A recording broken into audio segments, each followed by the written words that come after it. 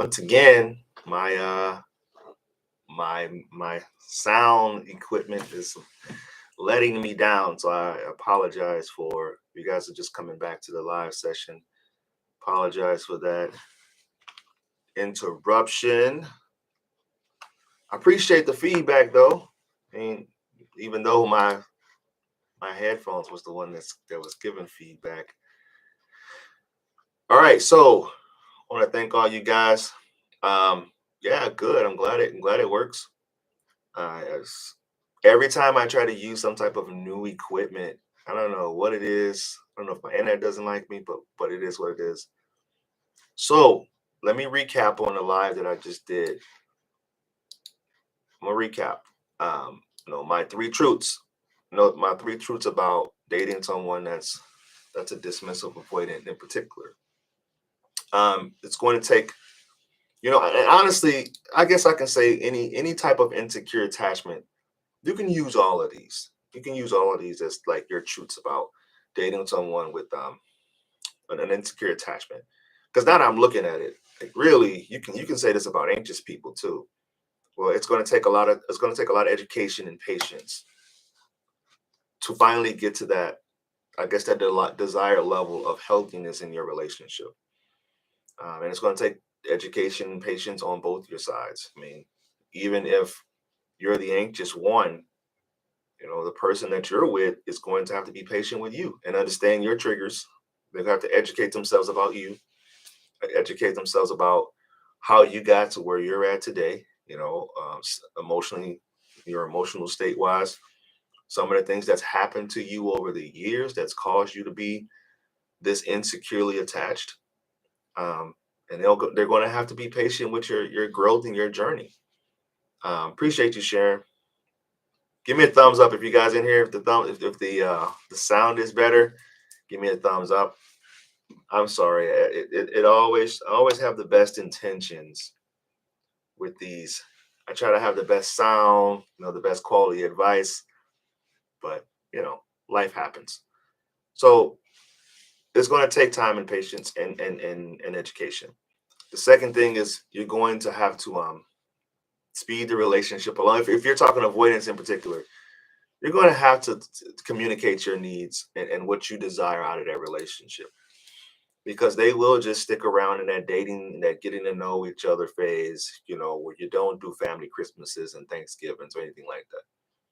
It's just something that's not common for them. It's not comfortable for them, and honestly, they may not know how to show up when you get in those type of dynamics and environments.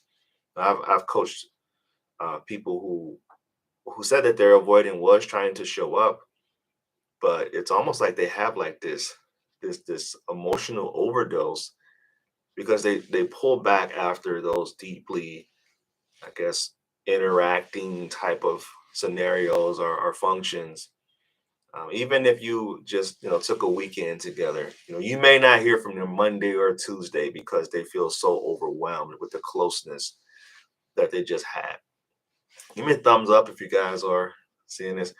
Let me know how long was that, because I'm gonna have to go back and edit that live session. How long was that static going on in that video? Because I don't know. I mean, I can't really tell. I can't really. The whole point of using those was so I can hear myself, but I can't really hear myself. But um, yeah. So that's the second truth. The third truth is a lot of relationships with someone that has an insecure attachment style, or maybe even an avoidant, right? More specific, is not going to work out. They're just not going to go the distance because usually it takes a lot of intensive work on yourself to where you feel you got yourself to the point that you're ready to have a healthy relationship. And this is the biggest question that I get. One of the top questions I get is, should I not date while I'm trying to heal my attachment? And I would say it's different for everyone, but for the majority of the people that I've coached and I've known in the past, you have to be in some type of relationship, at least out dating, to see if you're getting better at what you're doing, to see if certain triggers are still there to see if your level of secureness is actually going to stick, because anyone can say that, hey, I'm a secure person and not be in relationships. Like, all right, yeah, that's great, but what happens when you get put in that game time situation and your old habits come back? Or even something as small as, hey, what are we doing for Christmas this year, can trigger you if you're so used to like not having to take anyone else into account. If you're so used to living by yourself, you may want the Christmas. I had a person that I was coaching where they argued over the Christmas tree. Like, where's the tree going to go? How are we going to decorate it? And that was one thing that made the person, if not get annoyed, but deactivate, because they've always had it a certain way. Are they narcissist avoidance? I think I don't think attachment styles. I think narcissism is attachment style exclusive, and I think you could be a freaking anxious person and be narcissistic.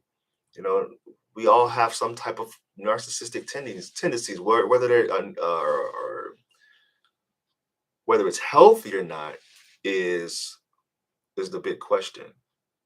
Um, so I don't know about that. I have a hard time answering that question because it's so, first off, narcissism is stigmatized, avoidance are stigmatized. It's like a double whammy. But shoot, I know anxious people that are narcissistic. You know, uh, I know fearful avoidance that have narcissistic tendencies. It got progressively worse over time for the last 3 minutes. Okay, thank you, Sharon. I appreciate that. So, any more questions? I'm just gonna leave. I'm gonna leave that live up anyway. Whatever. Hopefully, people got value out of it. No more. See you guys later. Thank you for tapping in. Thank you for always being here and supporting the channel. If you want my help personally, website fruitful seeds with the Z at the end.com. And I appreciate you once again. See you guys later. Peace.